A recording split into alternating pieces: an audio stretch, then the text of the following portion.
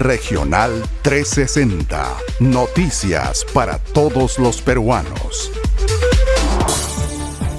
Cifras de espanto. Además de la aguda crisis económica que azota a Venezuela, la vulneración de los derechos de los venezolanos y atentados contra su integridad son la otra cara de la gran problemática nacional en el país llanero. En lo que va del año se han registrado 245 ciudadanos apresados catalogados como presos políticos por oponerse al régimen chavista, sin contar las más de 15.000 detenciones políticas registradas desde el 2014. Además, por si fuera poco, de acuerdo a la Misión Internacional Independiente de las Naciones Unidas sobre Venezuela, se vienen registrando 122 casos de víctimas sometidas a torturas. La presidenta de la misión, Marta Baliñas, denunció estos hechos en el último informe de la ONU sobre Venezuela y acusó al Servicio Bolivariano de Inteligencia, SEBIN, y la Dirección de Contrainteligencia Militar, DIGESIM, de ejecutar planes orquestados por el propio Nicolás Maduro para reprimir a la oposición del gobierno. De acuerdo a la ONG venezolana Foro Penal, de los 245 presos políticos, 132 son hombres y solo 13 son mujeres. Asimismo, se han contabilizado 118 civiles y 120 militares apresados por razones políticas, e incluso se ha encarcelado a un menor de edad. La persecución política no cesa y ahora el Comité por la Libertad de los Luchadores Sociales y Presos Políticos informó que 6 dirigentes sindicales que fueron detenidos a principios del mes de julio serían enjuiciados por los delitos de asociación para delinquir y conspiración en contra del gobierno de Maduro. Las cifras de abusos y excesos en contra de la población venezolana generan indignación a nivel mundial e ilustran la caótica situación de un país cuyo gobernante se ha dejado cegar por la ideología y el afán por el poder. El presidente Castillo anunció la creación de una planta de vacunas como parte del cumplimiento de una de sus promesas de campaña. En este sentido, el mandatario confirmó la instalación de una comisión multisectorial gestionada por el Ministerio de Salud según la resolución suprema firmada por el presidente. De acuerdo al mandatario, la comisión se instalará en un plazo máximo de 15 días y contará con 90 días hábiles para entregar el informe técnico con acciones y lineamientos que permitan planificar e implementar dicha planta de vacunas. Sin embargo, expertos en la materia han cuestionado la viabilidad de dicha propuesta. De acuerdo al profesor de la Facultad de Medicina de la Universidad Nacional Mayor de San Marcos, Sergio Recuenco, esta planta sería un proyecto a largo plazo que podría tomar hasta 7 años y además requeriría de gran inversión y de tiempo de capacitación para el personal involucrado.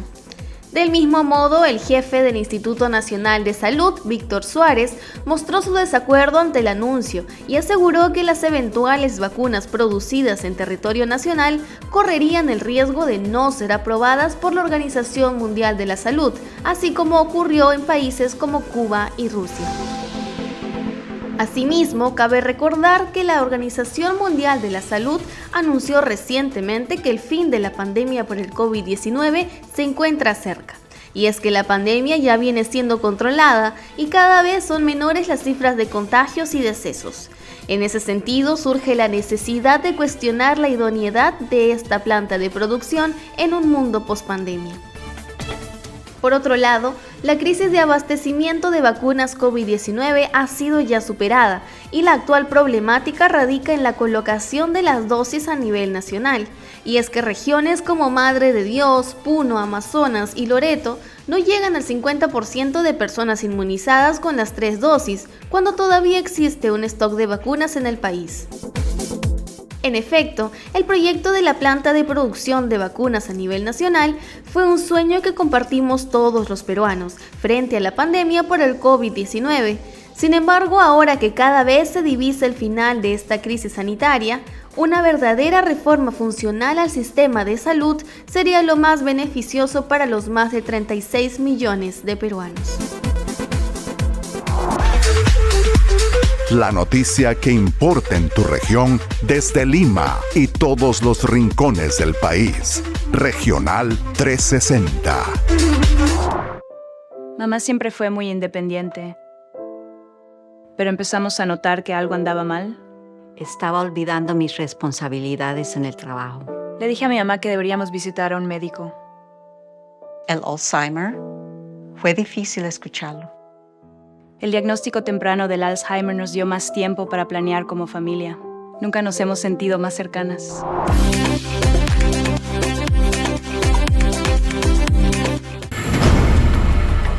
La suerte de 16 regiones del Perú ya está echada.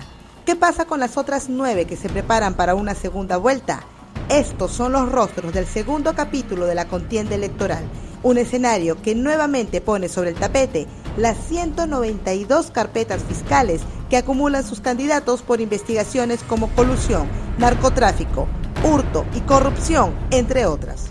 Las segundas vueltas en general implican otro tipo de raciocinio, ¿no? Ahí ya se escoge entre los dos que quedan y es claramente el mejor o el mal menor.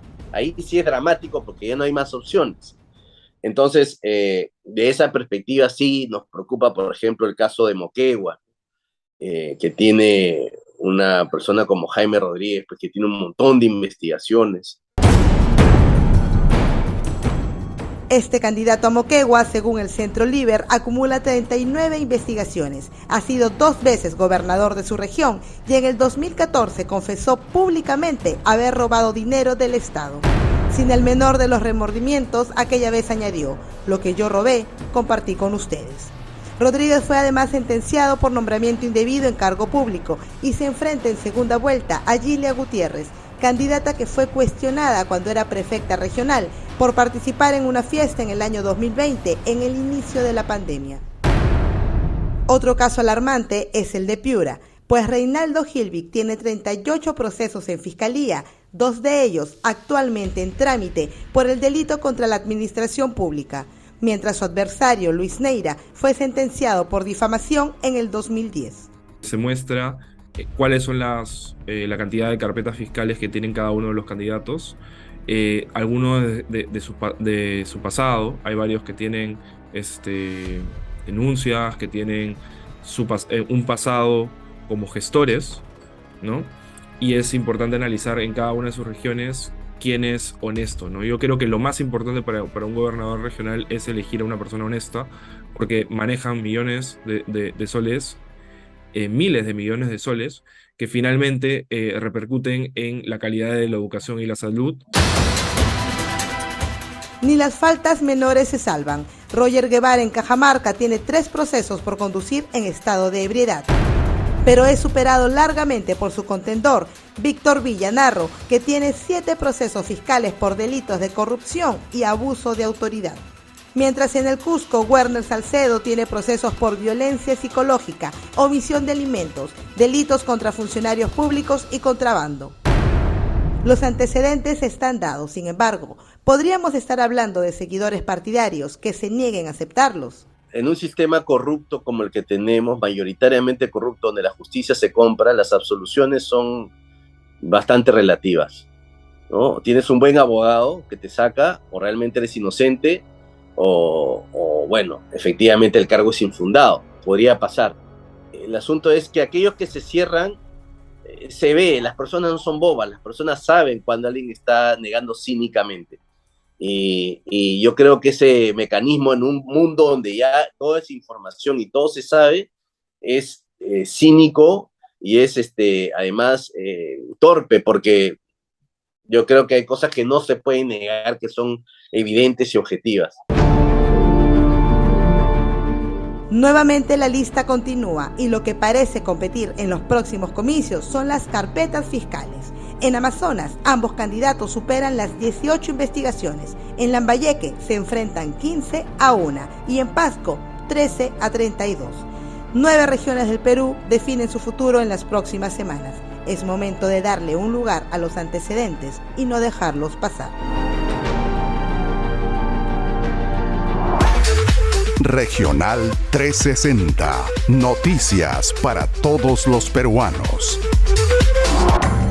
Asegurando sentirse orgulloso de haber ostentado el cargo, el cuestionado Javier León declinó a su puesto como Procurador General de la República, luego que se revelaran severas acusaciones en su contra por cargos de presunto delito de fraude procesal a favor del condenado narcotraficante Fernando Ceballos. El ahora ex procurador general declaró el pasado domingo que su declinación al cargo luego de tan solo 3 días de gestión se debe a una supuesta denuncia maliciosa que afecta a su familia. Asimismo, precisó que no ha recibido ningún tipo de presión del Ejecutivo y que aún se encuentra pendiente la comunicación de su renuncia ante el titular de la cartera de Justicia y Derechos Humanos, Félix Chero. En conferencia de prensa, León declaró que se sentía orgulloso de haber estado en el cargo e indicó que los cuestionamientos en su contra no buscan afectarlo solo a él, sino al Poder Ejecutivo. Recordemos que el pasado 6 de octubre, el presidente Castillo designó a Javier León como Procurador General de la República, luego de la destitución del cargo de María Carajulca, por acusaciones en su contra. Sin embargo, el nombramiento de León, acusado de delitos más graves como la presunta falsificación de documentos, fraude procesal y apropiación ilícita para delinquir a favor del narcotraficante Ceballos, supuso un estallido en la opinión pública. La ciudadanía espera que el presidente pueda enmendar el rumbo y no nombre más personajes cuestionados. Sin embargo, sucesos como este demuestran una vez más que esto no sería más que un anhelo en vano. Los niños en problemas. La fiscal de la Nación, Patricia Benavides, decidió abrir un proceso de investigación por el presunto delito de organización criminal a los 6 congresistas de Acción Popular apodados Los Niños, quienes, según el testimonio de Karelyn López, habrían condicionado su apoyo al gobierno a cambio de beneficios a su favor.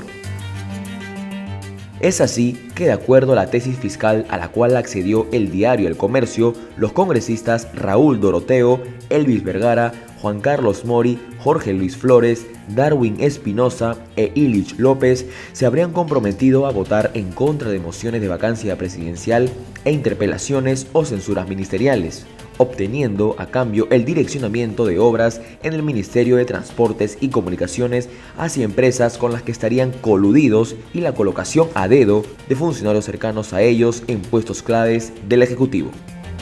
Pedidos a los que el propio Pedro Castillo Terrones, sindicado por Fiscalía como el cabecilla de esta presunta red criminal, habría dado luz verde a través de Auner Vázquez, abogado chotano que integró el gabinete técnico de Pedro Castillo hasta diciembre del 2021.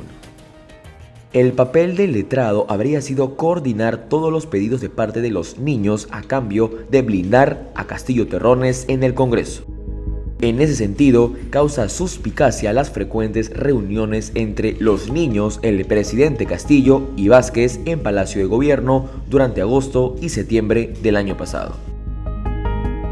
Por si fuera poco, los congresistas del partido de la Lampa también se habrían reunido con representantes de las empresas ganadoras de licitaciones del MTC.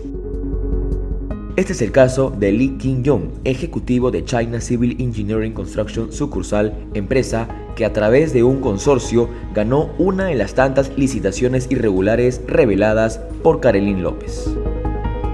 Cabe recordar que las licitaciones irregulares tuvieron un desembolso del Estado de más de 891.000 millones de soles, dinero proveniente del bolsillo de todos los peruanos.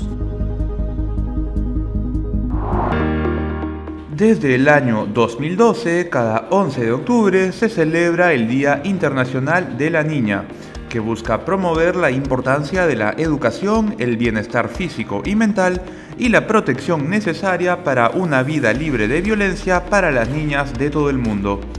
Esta fecha busca hacer frente a las problemáticas que enfrentan las niñas y adolescentes, las cuales muchas veces no cuentan con las mismas oportunidades educativas y de trabajo que los chicos, e incluso muchas veces ven truncado su futuro por un matrimonio no deseado o un embarazo precoz.